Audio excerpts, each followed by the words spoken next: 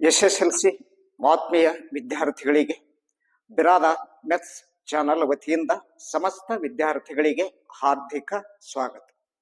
ವಿದ್ಯಾರ್ಥಿಗಳೇ, ಇಲ್ಲಿವರೆಗೆ ನಾವು ಸಿಲೆಬಸ್ ಅನ್ನ ಅಧ್ಯಯನ ಮಾಡಿಕೊಂಡ ನಂತರ ಅಂದ್ರೆ ಎಸ್ಎಸ್ಎಲ್ಸಿ ಭಾಗ 1 ಭಾಗ 2 ಎರಡೂ ಭಾಗಗಳು ಸಂಪೂರ್ಣವಾಗಿ ಅಧ್ಯಯನ ಮಾಡಿಕೊಂಡ ನಂತರ ಇನ್ನ ಮುಂದೆ ಬರುವ ಪರೀಕ್ಷಾ ದೃಷ್ಟಿಯಿಂದ ವಾರ್ಷಿಕ ಪರೀಕ್ಷಾ ದೃಷ್ಟಿಯಿಂದ ತಮಗೆ ಪ್ರಶ್ನೆ ಪತ್ರಿಕೆಗಳನ್ನ ಬಿಡಿಸುವುದು ಬಹಳ ಅವಶ್ಯಕವಾಗಿರುವಂತದ್ದು.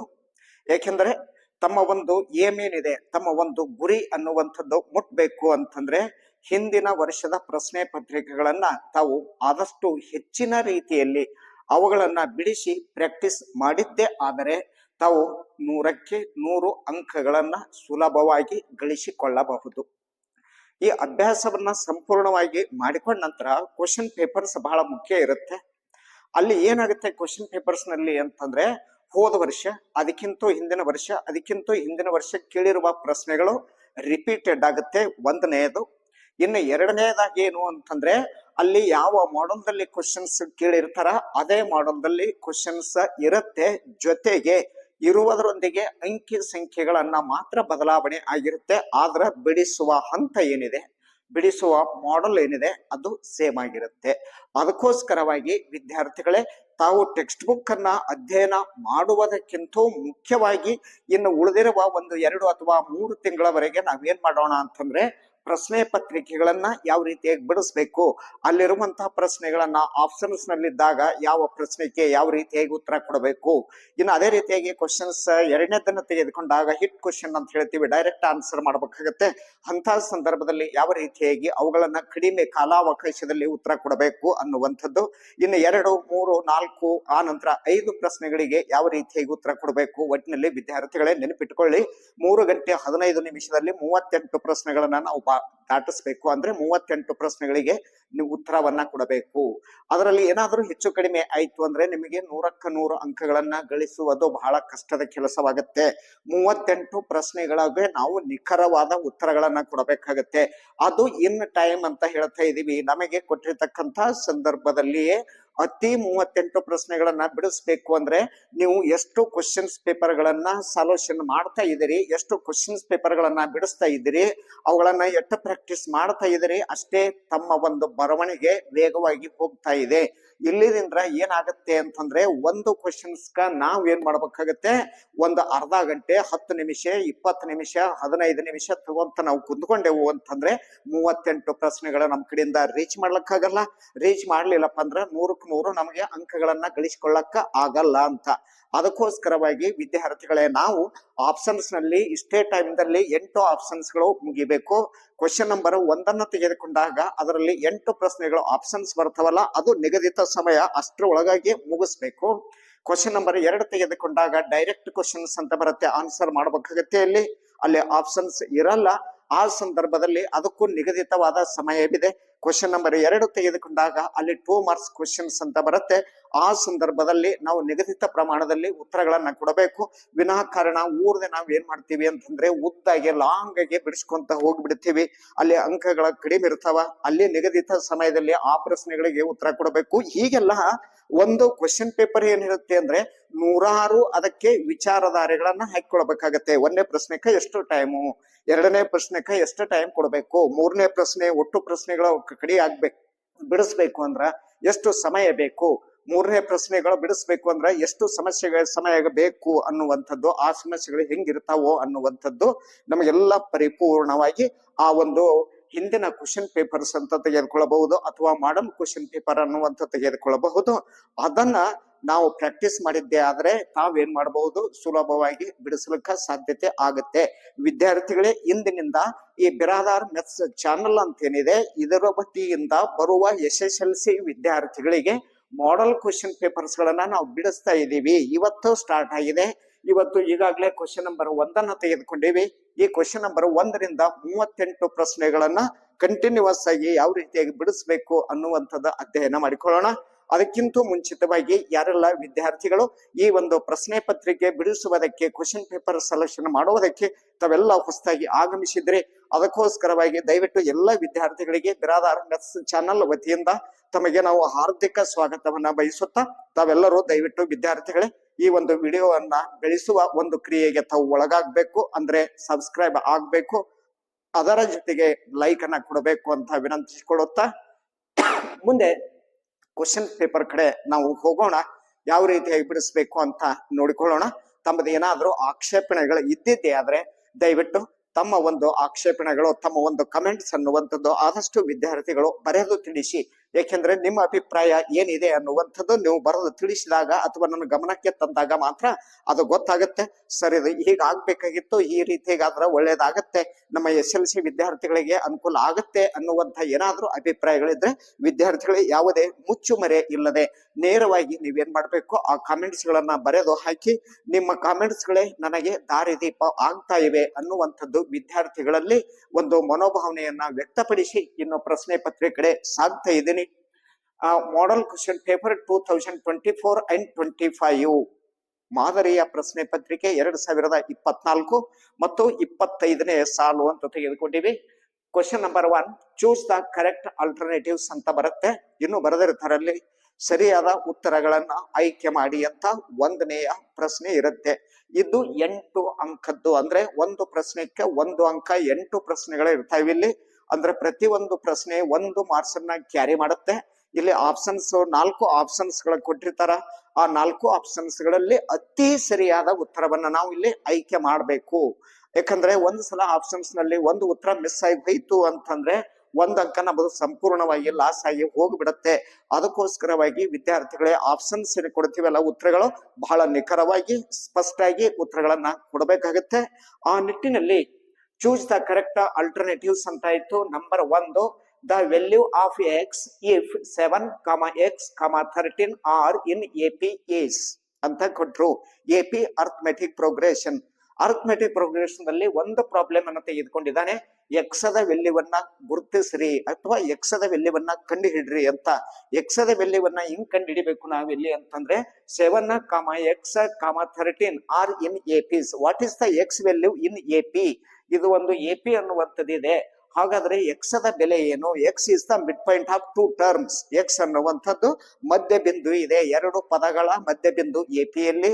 ಆದ್ದರಿಂದ 7 ಮತ್ತು 13 ಕೂಡಿಸ್ಕೋಬೇಕು. 7 ಮತ್ತು 13 ಕೂಡಿಸ್ಕೊಂಡಾಗ ಎಷ್ಟಾಗುತ್ತೆ ವಿದ್ಯಾರ್ಥಿಗಳೇ ಅಂತಂದ್ರೆ ಅಲ್ಲಿ 7 ಮತ್ತು 13 ಅನ್ನುವಂಥದ್ದು ತೆಗೆದುಕೊಂಡಾಗ ಆ ಒಂದು ಪ್ರಶ್ನೆ ಎಷ್ಟು ಆಗ್ತದ ಅಲ್ಲಿ ಅನ್ನುವಂಥದ್ದು ನೋಡಿಕೊಂಡಾಗ ಇವಾಗ ಇಲ್ಲಿ ವಿದ್ಯಾರ್ಥಿಗಳೇ ಈ ಆಪ್ಷನ್ಸ್ ಅನ್ನು ತೆಗೆದುಕೊಂಡಾಗ ಇಲ್ಲಿ ಕೊಟ್ಟಿರ್ತಕ್ಕಂಥ ಪ್ರಶ್ನೆ ಏನಿದೆ ಅಂತಂದ್ರೆ the value of x if 7, x, 23 are in AP is ಅಂತ. ಸೊ ಹಾಗಾದ್ರೆ 7, x, 23 ಅಂತ ಕೊಟ್ಟಿದ್ದಾರೆ. 7, x, 23 ಇದು ಒಂದು ಶ್ರೇಣಿ. ಅದರ ಮಧ್ಯದಲ್ಲಿರುವಂತಹ ಪದ ಎಕ್ಸ್ ಅಂತ. ಎಕ್ಸದ ಬೆಲೆಯನ್ನ ಫೈಂಡ್ ಮಾಡಿ ಅಂತ ಹೇಳ್ತಾ ಇದ್ದಾನೆ. ಎಕ್ಸದ ಬೆಲೆ ಹೆಂಗ್ ಫೈಂಡ್ ಮಾಡ್ಬೇಕು? ನಾವು ಸರ್ವೇ ಸಾಮಾನ್ಯವಾಗಿ ತೆಗೆದುಕೊಂಡಾಗ ಈ ಮೊದಲನೆಯ ಪದ ಮತ್ತು ಕೊನೆಯ ಪದ ಎರಡನ್ನ ಕೂಡಿಸಿಕೊಳ್ಳಿ, ಹೌದಲ್ಲ? ಹಂಗಾದ್ರೆ 7, 23 ಎಷ್ಟಾಯ್ತು? 30 ಆಯ್ತು. 30ಕ್ಕ 2ರಿಂದ ಭಾಗಿಸಿದ್ರೆ ಎಷ್ಟು ಬರುತ್ತೆ ಅಂದ್ರ 15 ಬರುತ್ತೆ. ಅಂದ್ರ ಆಪ್ಷನ್ಸ್ ಯಾವ್ದಾಗತ್ತೆ ಇಲ್ಲಿ ಅಂದ್ರ ಸಿ ಆಪ್ಷನ್ ಸರಿ ಆಗತ್ತೆ. ಇದು ನಾವು ಓರಲ್ ಆಗಿ ಬಿಡಿಸ್ಕೊಂಡಿದೀವಿ. ಫೈಂಡ್ ದ ಅರ್ಥಮೆಟಿಕ್ ಮೀನ್ ಅಂತ ಬಂತು, ಅಂದ್ರೆ ಸಮಾಂತರ ಮಾಧ್ಯವನ್ನ ಕಂಡು ಹಿಡಿಯಿರಿ ಅಂತ. ಹಾಗಾದ್ರೆ A = 7 + 23 upon 2. 7 + 23 is the 30 by 2. 2 1s are 2 15s are.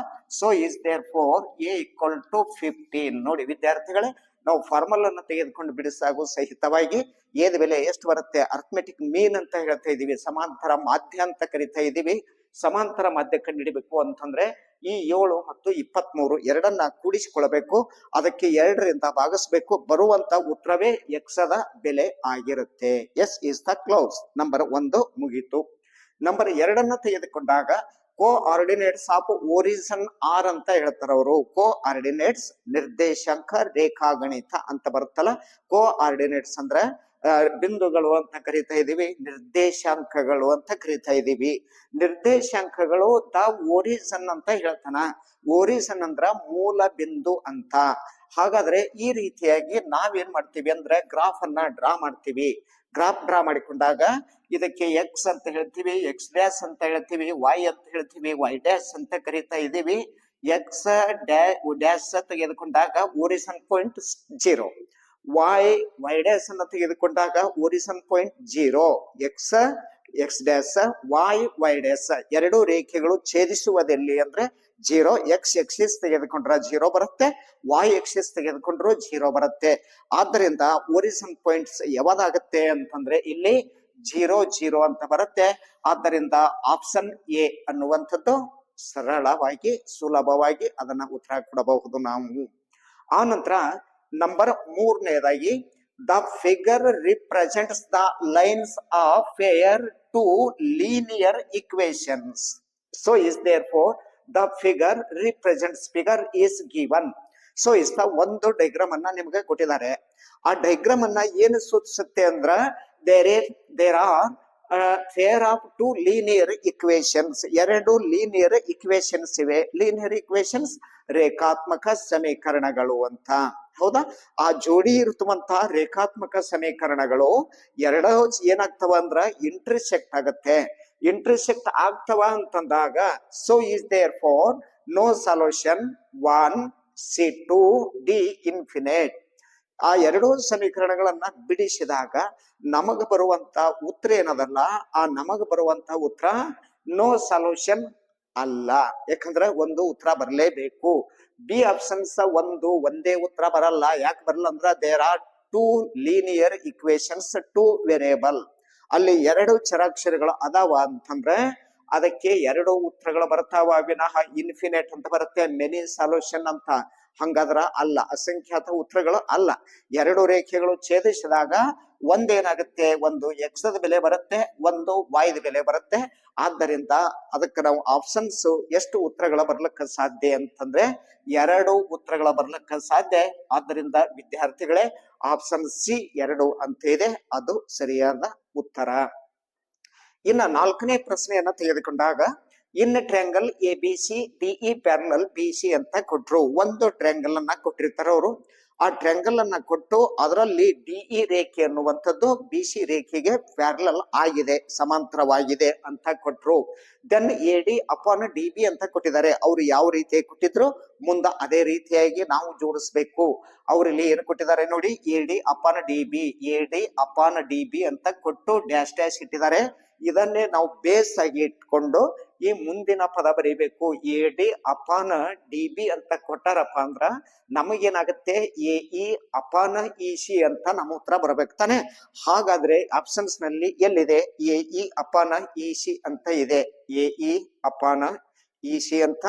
ಹಾಗಾದ್ರೆ ಸೊ ಇಸ್ ದೇರ್ ಫಾರ್ ಇಲ್ಲಿ ಎ ಇ ಅಪಾನ ಎಫ್ ಸಿ ಅಂತ ಕೊಟ್ಟಿದ್ದಾರೆ. ಆಪ್ಷನ್ಸ್ ಎ ಇ ಅಪಾನ ಎಫ್ ಸಿ ಅಂತಿದೆ. ಆಪ್ಷನ್ ಬಿ ಎ ಡಿ ಅಪಾನ ಎ ಬಿ ಅಂತ ಕೊಟ್ಟಿದ್ದಾರೆ. ಆಪ್ಷನ್ ಸಿ ಡಿಇ ಅಪಾನ ಬಿ ಸಿ ಅಂತ ಕೊಟ್ಟಿದ್ದಾರೆ.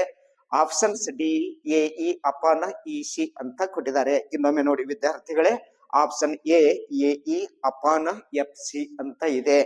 ಎ ಇ ಅಪಾನ ಎಫ್ ಸಿ ಅಲ್ಲ, ಇದು ಏನಿದ ಅಂತಂದ್ರ ಡಿಇ ಅಂತ ಇದೆ. ಹಾಗಾದ್ರೆ ಬಿಇ ತೆಗೆದುಕೊಂಡ್ರೆ ಎ ಡಿ ಅಪಾನ ಎ ಬಿ, ಎ ಡಿ ಅಪಾನ ಎ ಬಿ ಅದು ಉತ್ತರ ಆಗಲ್ಲ. ಡಿಇ ಅಪಾನ ಬಿ ಸಿ, ಡಿಇ ಅಪಾನ ಬಿ ಸಿ ಇದು ಉತ್ತರ ಅಲ್ಲ. ಹಾಗಾದ್ರೆ ಎ ಇ ಅಪಾನ ಇ ಸಿ ಅಂತ ಏನಿದೆ ಅದು ಸರಿಯಾದ ಉತ್ತರ. ಯಾಕೆಂದ್ರೆ ಹಿಂದ್ ಬಿಡಿಸಿವಲ್ಲ, ಇಲ್ಲಿ ಎ ಡಿ ಅಪಾನ ಡಿ ಬಿ ಇದೆ, ಇದಕ್ಕೆ ಉತ್ತರ ಏನು ಬರುತ್ತೆ ಎ ಇ ಅಪಾನ ಇ ಸಿ ಅಂತ ಬರುತ್ತೆ. ಇದು ಉತ್ತರ ಇಲ್ಲಿ ಸರಿಯಾಗತ್ತೆ ಅಂತ. ಈ ರೀತಿಯಾಗಿ ಪ್ರಶ್ನೆಯನ್ನ ಬಿಡಿಸ್ಬೇಕು. ಟ್ರಯಾಂಗಲ್ಸ್ ಅನ್ನ ತೆಗೆದುಕೊಂಡಾಗ 1 ಮಾರ್ಕ್ಸಿಂದು ಈ ತರನಾಗಿರುವಂತ ಒಂದು ಪ್ರಶ್ನೆ ಬರುತ್ತೆ. ಇನ್ನು 5ನೇ ಪ್ರಶ್ನೆ, the maximum number of tangents that can be drawn from an external point to a circle. ಒಂದು ಸರ್ಕಲ್ ಅನ್ನ ತೆಗೆದುಕೊಂಡಾಗ ಆ ಸರ್ಕಲ್ ಅದ ಹೊರಗಡೆ ಒಂದು ಬಿಂದು ಅನ್ನುವಂಥದ್ದು ಗುರುತಿಸಿ ಆ ಬಿಂದುವಿನಿಂದ ವೃತ್ತಕ್ಕೆ ಎಷ್ಟು ಸರಳ ರೇಖೆಗಳನ್ನ ಅಥವಾ ಎಷ್ಟು ಸ್ಪರ್ಶಕಗಳನ್ನ ಎಳಿಲಿಕ್ಕೆ ಸಾಧ್ಯ ಅಂತ ಪ್ರಶ್ನೆ ಮಾಡ್ತಾರ ಅವರು. ಸೊ ಇಷ್ಟ ಹೊರಗಡೆ ಇರುವ ಬಿಂದುವಿನಿಂದ ಒಂದು ವೃತ್ತಕ್ಕೆ 2 ಸ್ಪರ್ಶಕಗಳನ್ನ ಮಾತ್ರ ಎಳಿಬಹುದು ಅಂತ. ದೇರ್ ಫಾರ್ ಎಕ್ಸಾಂಪಲ್, ಇದು ಒಂದು ವೃತ್ತ ಅಂತ ತಿಳ್ಕೊಳ್ರಿ. ಇದು ಓ ಕೇಂದ್ರ ಇರುವಂತ ವೃತ್ತ. ಇದು ಎ ಔಟ್ಸೈಡ್ ದಲ್ಲಿ ಇರುವಂತ ಒಂದು ಬಿಂದು, that is a is external point. ಹೊರಗಡೆ ಇರುವಂತಹ ಬಿಂದುವಿನಿಂದ ವೃತ್ತಕ್ಕೆ 2 ಸ್ಪರ್ಶಕಗಳನ್ನ ಮಾತ್ರ ಎಳಿತೀವಿ. ಇನ್ನ that questions is to the change. ಇದೇ ಕ್ವಶನ್ಸ್ ಬದಲಾಗಬಹುದು. The maximum number of tangents that can be drawn from a point on the circle ಅಂತ ಹೇಳ್ತಾರ ಅವರು. ಆ ಪಾಯಿಂಟ್ ಎಲ್ಲಿದೆ ಅಂತಂದ್ರ ಆನ್ ದ ಸರ್ಕಲ್ ಅಂತ ಕೊಟ್ರು. ಸರ್ಕಲ್ ಮೇಲ್ಗಡೆ ಕೊಟ್ಟಿದ್ರು ಅಂದ್ರ ಒಂದೇ ಒಂದು ಟಾಂಜೆಂಟ್ ಮಾತ್ರ ಇಳಿಲಿಕ್ಕ ಸಾಧ್ಯತೆ ಇದೆ. ಸರ್ಕಲ್ ಅದರ ಮೇಲೇನೆ ಇರ್ಬೇಕದು. ಇದ್ದಾಗ ಮಾತ್ರ ಒಂದು ನಾವು ಟಾಂಜೆಂಟ್ ಅನ್ನ ಡ್ರಾ ಮಾಡ್ತೀವಿ. ಅದನ್ನೇ ಇನ್ ದ ಸರ್ಕಲ್ ಅಂತ ಹೇಳಿದ್ರು ಅಂತಂದ್ರೆ, ಇನ್ ದ ಸರ್ಕಲ್ ಅಂದ್ರ ಸರ್ಕಲ್ ಅದ ಒಳಗಡೆ ಕೊಟ್ಟಿದ್ರು ಅಂತ ತಿಳ್ಕೊಳ್ರಿ. ಈ ರೀತಿಯಾಗಿ ಸರ್ಕಲ್ ಅದ ಒಳಗಡೆ ಕೊಟ್ಟಿದ್ರು ಅಂದ್ರ ಅಲ್ಲಿ ಟಾಂಜೆಂಟ್ಸ್ ಡ್ರಾ ಮಾಡ್ಲಕ್ಕ ಆಗಲ್ಲ. ಅಂದ್ರೆ ಹೊರಗಡೆ ಇತ್ತು ಅಂದ್ರ 2, ಸರ್ಕಲ್ ಅದ ಮೇಲೆ ಇತ್ತು ಅಂದ್ರ 1, ಸರ್ಕಲ್ ಅದ ಒಳಗಡೆ ಇತ್ತು ಅಂದ್ರ ಟಾಂಜೆಂಟ್ಸ್ ಡ್ರಾ ಮಾಡ್ಲಿಕ್ಕಾಗಲ್ಲ. ನಮಗ್ ಕೊಟ್ಟಿದ್ದು ಫ್ರಾಮ್ ಎನ್ ಎಕ್ಸ್ಟರ್ನಲ್ ಪಾಯಿಂಟ್ ಅಂತ ಕೊಟ್ಟಿದ್ದಾರೆ, ಹೊರಗಡೆ ಅಂತ ಹೇಳಿದ್ದಾರೆ. ಹೊರಗಡೆಯಿಂದ ಆ ಒಂದು ವೃತ್ತಕ್ಕೆ 2 ಸ್ಪರ್ಶಕಗಳನ್ನ ಮಾತ್ರ ಎಳಿಲಿಕ್ಕ ಸಾಧ್ಯ. So is the answer of number 2, ಅಂದ್ರೆ ಬಿ ಆಪ್ಷನ್ಸ್ ಸರಿ. Question number 1, choose the alternatives ತೆಗೆದುಕೊಂಡಾಗ 5 ಪ್ರಶ್ನೆಗಳನ್ನ ಅಧ್ಯಯನ ಮಾಡ್ಕೊಂಡಿದೀವಿ. 6ನೇದಾಗಿ the degree of the polynomial 2x power of 4 plus x cube minus 3 is. ಈ ಮಾಡಲ್ದಲ್ಲಿ ಬಹಳ ಸಲ ಪ್ರಶ್ನೆಗಳನ್ನ ಪ್ರತಿ ವರ್ಷ ಕೇಳಿದ್ದದ. ಒಂದು ಪಾಲಿನಾಮಿಯಲ್ ಕೊಟ್ಟಿರ್ತಾರ, ಅದರದ್ದು ಹೈಯೆಸ್ಟ್ ಡಿಗ್ರಿ ಎಷ್ಟು ಅಂತ ಕೇಳ್ತಾರ. So is the degree of the polynomial. ಈ ಕೊಟ್ಟಿರ್ತಕ್ಕಂಥ ಪಾಲಿನಾಮಿಯಲ್ದಲ್ಲಿ ಡಿಗ್ರಿ ಎಷ್ಟು, ಹೈಯೆಸ್ಟ್ ಡಿಗ್ರಿ ಎಷ್ಟು ಇದೆ ಅಂತಂದ್ರ ಇದು 3 ಅಂತದ, ಇದು 4 ಅಂತಿದೆ. So is the highest degree 4 ಅಂತ ಆಗತ್ತೆ. ಆದ್ದರಿಂದ ಆಪ್ಷನ್ ಎ ಸರಿಯಾದ ಉತ್ತರ. ಅಂದ್ರೆ ಹೈಯೆಸ್ಟ್ ಡಿಗ್ರಿ ಅನ್ನುವಂಥದ್ದು ನಾವು ಆಯ್ಕೆ ಮಾಡಬೇಕು. Choose the highest degree of the given polynomial. So is therefore number 7th one. The prime factor of 156. Prime factor ಅವಿಭಾಜ್ಯ ಅಪವರ್ತನಗಳು ಎದರದು 156. ಈ ರೀತಿಯಾಗಿ 156, 210, 255 ಹೀಗೆ ಅವರ ಒಂದು ತಮ್ಮ ವಿಚಾರಕ್ಕೆ ಅನುಗುಣವಾಗಿ ಇಂಥ ಒಂದು ಕ್ವಶನ್ಸ್ ಅನ್ನ ಕೊಟ್ಟಿದ್ದಾರೆ. ಅದನ್ನ ಯಾವ ರೀತಿಯಾಗಿ ಬಿಡಿಸ್ಕೊಂಡು ನೋಡ್ಬೇಕು ಅಂದ್ರೆ 156ರ ಅವಿಭಾಜ್ಯ ಅಪವರ್ತನಗಳನ್ನ ನಾವು ಕಂಡು ಹಿಡಿಬೇಕು. 156 ಅಂತ ತೆಗೆದುಕೊಂಡಾಗ ವಿದ್ಯಾರ್ಥಿಗಳೇ 156 ಈ ರೀತಿಯಾಗಿ ತೆಗೆದುಕೊಂಡು 2 7 14, 1 ಉಳಿತು, 2 8 2 3 6, 2 9 18, ಆ ನಂತರ 3 1 3, 3 3 9, 13 1. ಸೊ ಇಷ್ಟ ಹೆಂಗ್ ಬರೀತೀವಿ ಅಂದ್ರೆ 2 into 3 into 13 ಇವು ಅವಿಭಾಜ್ಯ ಅಪವರ್ತನಗಳು ಅಂತ. ಈ ರೀತಿಯಾಗಿ 2 ಘಾತ 2 into 3 into 13 ಅನ್ನು ತೆಗೆದುಕೊಂಡಾಗ ಆಪ್ಷನ್ಸ್ ನಮಗೆ ಎಲ್ಲಿ ಬರುತ್ತೆ ಅಂತಂದ್ರೆ ಡಿ ಆಪ್ಷನ್ಸ್ ಈಸ್ ಕರೆಕ್ಟ್ ಆಗುತ್ತೆ ಅಂತ. ಈ ರೀತಿಯಾಗಿ ಈ ಮಾಡಲ್ದಲ್ಲಿ ಒಂದು ಪ್ರಶ್ನೆ ಇರುತ್ತೆ, ಅದನ್ನ ತಾವು ಬಿಡಿಸಿ ಪ್ರಾಕ್ಟೀಸ್ ಮಾಡಬೇಕು ಅಂತ. ಇನ್ನು 8ನೇದಾಗಿ ಕೊನೆಯ ಪ್ರಶ್ನೆ ಮುಖ್ಯವಾಗಿದ್ದು, ಈ ರೀತಿಯಾಗಿ ಒಂದು ಕ್ವಶನ್ಸ್ ನಿಶ್ಚಿತವಾಗಿಯೂ ನಿಮ್ಮ ಒಂದು ವಾರ್ಷಿಕ ಪರೀಕ್ಷೆಯಲ್ಲಿ ಕೊಟ್ಟಿರ್ತಾರವರು. If P of E equal to 0.05, P of E ಅಂತ ಕೊಟ್ಟಿದ್ದಾರೆ, ಸಂಭವನೀಯತೆ 0.05. Then the probability of not E ಅಂತ ಕೊಟ್ಟಿದ್ದಾರೆ. Probability of not E it means E bar ಬೆಲೆ ಎಷ್ಟು? Option A 0.5, options B 0.05, option C 0.005, option C 0.95. ಇದಕ್ಕೆ ನಾವು ಹೆಂಗ್ ತೆಗೆದುಕೊಳ್ಬೇಕು ವಿದ್ಯಾರ್ಥಿಗಳೇ ಅಂತಂದ್ರೆ, ಇವಾಗ P of E 1 plus P of E bar equal to 1 ಅಂತ ಬಂತು. ನಿಮಗೆ ಪಿ ಆಫ್ ಇ ಬಾರದ ಬೆಲೆ ಬೇಕು. ಹಾಗಾದ್ರೆ P of E bar equal to 1 minus P of E ಅಂತ ಬಂತು. ಹಾಗಾದ್ರೆ 1ರಲ್ಲಿ ನಾವೇನ್ ಮಾಡ್ಬೇಕು ಅಂದ್ರೆ 0.05 ಲೆಸ್ ಮಾಡ್ಬೇಕು. ಇಲ್ಲಿ 1ರಲ್ಲಿ ಏನ್ ಮಾಡೋಣ ಅಂತಂದ್ರೆ ನಮಗ್ ಕೊಟ್ಟಿದ್ದು 0. ಎಷ್ಟು ಕೊಟ್ರು? 0.5 ಅಂತ ಕೊಟ್ರು. 9, 10ರಲ್ಲಿ 5 ಹೋದ್ರ ಎಷ್ಟು? 5, 10ರಲ್ಲಿ 1 ಕಳೆದ್ರ 9.1ರಲ್ಲಿ 1 ಹೋದ್ರ 0. ಅಂದ್ರೆ 0.95 ಅಂತ ಬಂತು. 0.95 ಯಾವುದು ಅಂದ್ರೆ ವಿದ್ಯಾರ್ಥಿಗಳೇ ಉತ್ತರ ಡಿ ಅಂತ ಆಗುತ್ತೆ. ಈ ರೀತಿಯಾಗಿ ನಾವು 8 ಪ್ರಶ್ನೆಗಳನ್ನ ಬಿಡಿಸ್ಬೇಕು. ಅದನ್ನ ಕನ್ಫರ್ಮ್ ಮಾಡಿಕೊಂಡು ಆದಷ್ಟು ಸ್ಲೋ ಆಗಿ ಸ್ವಲ್ಪ ಪ್ರಾಕ್ಟೀಸ್ ಆಗುವ ತನಕ ತಾವು ನಿಧಾನಕವಾಗಿ ಅಧ್ಯಯನ ಮಾಡಿಕೊಂಡು 8 ಪ್ರಶ್ನೆಗಳಿಗೆ ನಿಖರವಾದ ಉತ್ತರಗಳನ್ನ ಕೊಡ್ರಿ. ಇನ್ನು ಅದೇ ರೀತಿಯಾಗಿ question number 2, answer the following questions 8 into 1 8 ಅಂತ ಅಂದ್ರೆ 8 ಪ್ರಶ್ನೆಗಳದಾವ. ಒಂದು ಪ್ರಶ್ನೆ 1 ಅಂಕ ತೆಗೆದುಕೊಳ್ಳುತ್ತೆ. ಇಲ್ಲಿ ಆಪ್ಷನ್ಸ್ ಇರಲ್ಲ, ಡೈರೆಕ್ಟ್ ಆಗಿ ನಾವು ಬಿಡಿಸ್ಬೇಕಾಗುತ್ತೆ. Write the zeros of the polynomial x square minus 4. X square minus 4 ಅಂತ ಕೊಟ್ಟಿದ್ದಾರೆ. ಎಕ್ಸ್ ಸ್ಕ್ವೇರ್ ಮೈನಸ್ 4 ಒಂದು ಜೀರೋಸ್ ಗಳನ್ನ ಬರೀಬೇಕು. ಹಾಗಾದ್ರೆ ಆ ಲೆಕ್ಕ ನಾವು ಯಾವ ರೀತಿ ತೆಗೆದುಕೊಳ್ತೀವಿ? ಎಕ್ಸ್ ಸ್ಕ್ವೇರ್ ಮೈನಸ್ 4 ಅಂತ ಕೊಟ್ಟಿದ್ದಾರೆ. ಇದನ್ನ ಎಕ್ಸ್ ಸ್ಕ್ವೇರ್ ಮೈನಸ್ 2 ಸ್ಕ್ವೇರ್ ಅಂತ ತೆಗೆದುಕೊಳ್ತೀವಿ. 2 2 4. ಇಲ್ಲಿ A square minus B square formula use ಮಾಡ್ತೀವಿ. A plus B and A minus B ಅಂತ. ಅದಕ್ಕೋಸ್ಕರವಾಗಿ ವಿದ್ಯಾರ್ಥಿಗಳೇ ಎಕ್ಸ್ ಪ್ಲಸ್ 2 ಒಂದಾಗುತ್ತೆ, ಅದನ್ನೇ ಎಕ್ಸ್ ಮೈನಸ್ 2 ಒಂದಾಗುತ್ತೆ. So is the zero because zeros polynomial ಅಂತ ಹೇಳಿದ್ದಾರೆ. ಎಕ್ಸ್ ಪ್ಲಸ್ 2 ಅನ್ನುವಂಥದ್ದು ಈ ಕಡೆದಿಂದ ಹೊರಗೆ ಹೋಗ್ಬೇಕು ಅಂದ್ರ -2 ಆಗುತ್ತೆ. ಎಕ್ಸ್ ದ ಬೆಲೆ -2 ಇದ್ದಿದ್ದು ಏನಾಗುತ್ತೆ ಅಂದ್ರ +2 ಆಗುತ್ತೆ. So is the x equal to -2 or 2. ಎಷ್ಟು ಅಂದ್ರೆ ಎಕ್ಸ್ ದ ಬೆಲೆ -2 ಅಥವಾ 2 ಅಂತ. ಇನ್ನು ಅದೇ ರೀತಿಯಾಗಿ 10ನೇ ಪ್ರಶ್ನೆಯನ್ನ ತೆಗೆದುಕೊಂಡಾಗ ಇಫ್ ಸೈನ್ ಥೀಟಾ 3/5 ಈ ರೀತಿಯಾಗಿ ಒಂದು ಪ್ರಶ್ನೆಯನ್ನ ಟ್ಯಾನ್ ಆಗಿರಬಹುದು, ಕಾಟ್ ಆಗಿರಬಹುದು, ಒಂದು ಪ್ರಶ್ನೆ ಕೊಡ್ತಾರೆ. ಇಲ್ಲಿ ಈಗ ಒಂದು ಕೊಟ್ಟಿದ್ದಾರೆ. ಇಫ್ ಸೈನ್ ಥೀಟಾ 3/5 ಅಂತ ಕೊಟ್ಟಿದ್ದಾರೆ, then the value of cosec theta. Sine ಥೀಟಾಕ್ಕ ಅಪೋಸಿಟ್ ಆಗಿದ್ದೆ ಯಾವುದು ಅಂದ್ರೆ ಕೋಶೆಕ್ ಥೀಟಾ ಅನ್ನುವಂಥದ್ದು. ಆದ್ದರಿಂದ ಕೋಶೆಕ್ ಥೀಟಾ ವ್ಯಾಲ್ಯೂ ಎಷ್ಟಾಗುತ್ತೆ? So is the cosec theta equal to sine theta opposite cosec theta. ಇದು 3/5 ಇತ್ತು ಅಂದ್ರ ಇದ್ರ ಉತ್ತರ ಎಷ್ಟಾಗುತ್ತೆ? 5/3 ಆಗುತ್ತೆ. ಇನ್ನ 11ನೇ ಪ್ರಶ್ನೆ HCF 5649 ಈಕ್ವಲ್ ಟು 7. HCF ಕೊಟ್ಟಿದ್ದಾರೆ ಅಂದ್ರೆ ಮಹಸ ಕೊಟ್ಟಿದ್ದಾರೆ.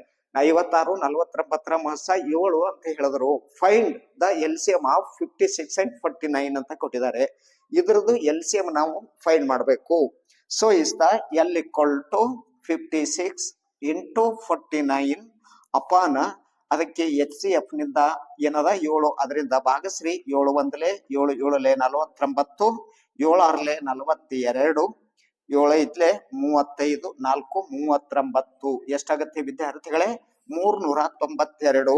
ದ LCM ಎಷ್ಟಾಗುತ್ತೆ ಇಲ್ಲಿ? 392 ಅಂತ. ಯಾಕಂದ್ರೆ ಮಹಸ ಕೊಟ್ಟಿದ್ದಾರೆ, ಇನ್ನ ಲಸ ಕೇಳಿದ್ದಾರೆ.